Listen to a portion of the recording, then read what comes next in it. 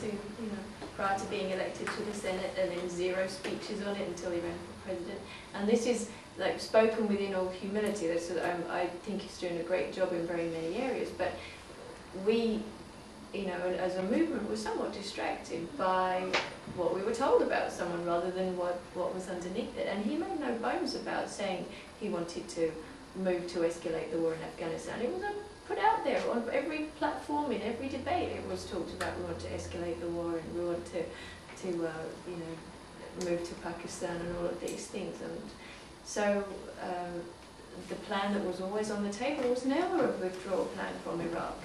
It was a withdrawal plan with, 50,000 troops or more, and that's not withdrawal, that's a bringing your troops down to a dangerous number so that they're all under threat and they're, you're either in or you're out, and this was being in but probably with not enough people.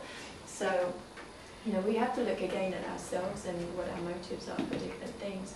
And when we look at the issue with Afghanistan, something that really strikes me about the Afghanistan-Pakistan thing is that we, as probably not this group, but just generally, we buy into the term collateral damage, which means innocent people, civilian non-combatants, dead, their homes destroyed, villages done in, whatever it might be.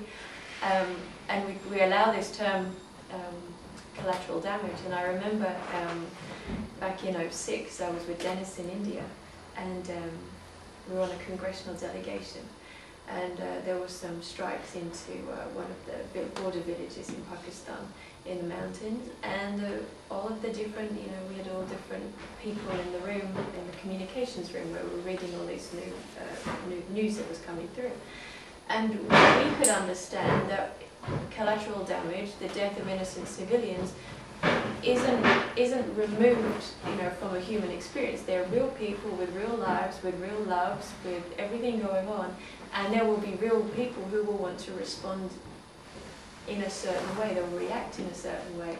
Just as when the Twin Towers came down, people in America, everybody was shocked by it, whether you knew the people or not. There was a response to that, a heartfelt response to that from this country.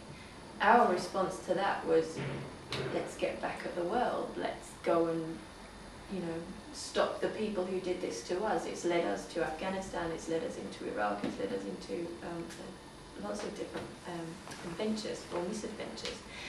And we have to understand from our own experience that these people in those villages will probably respond in a similar way.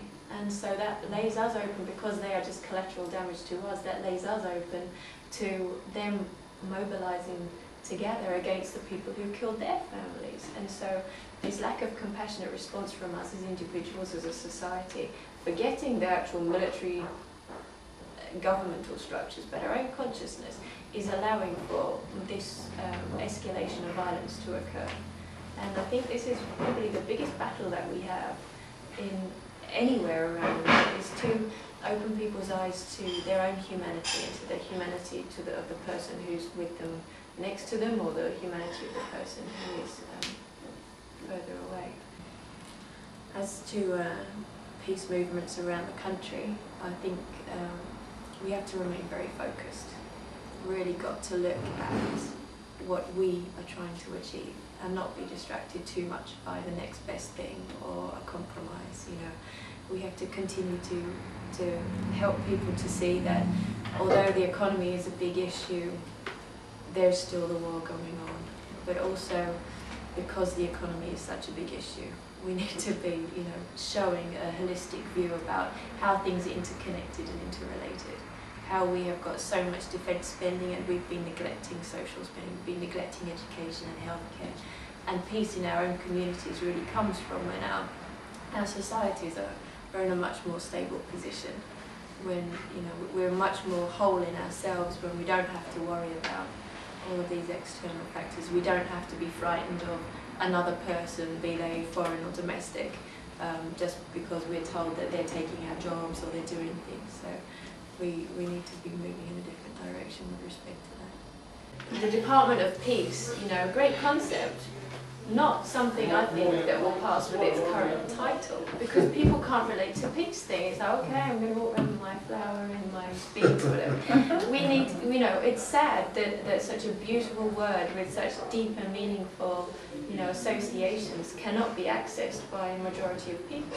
But let's work from there. Let's look at what language and terminology we can use to help people. Take them from where they are using their own language and move them into a space which helps them through. It's not arguing, well, you're wrong and I'm right. It's about saying, okay, well, let's explore why you feel that you're more safe with this kind of response rather than this kind of response. Let's go through the steps and help people. There's a saying that a leader should not be too many steps ahead of his flock.